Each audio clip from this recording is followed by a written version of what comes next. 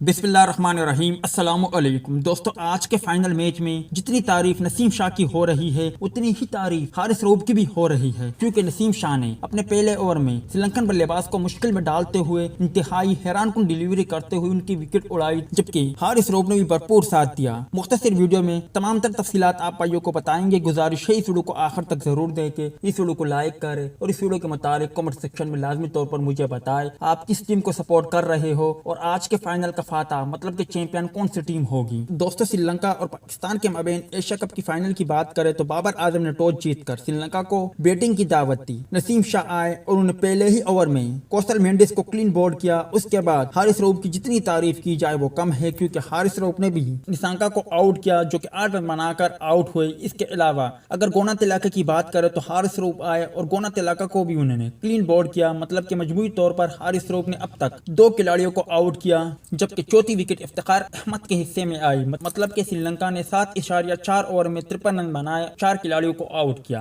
जबकि इस दौरान शादाब खान भी मुश्किल में आए, क्योंकि शादाब खान को भी तकलीफ हुई। फिजियो ग्राउंड में आए, उन्होंने शादाब खान को चेक किया और उनकी जो तकलीफ थी उन्हें दूर किया। आप भाई पाकिस्तान क्रिकेट टीम की आज की परफॉर्मेंस पर क्या कहेंगे, कमेंट सेक्शन में लाजमी तौर पर बताएं।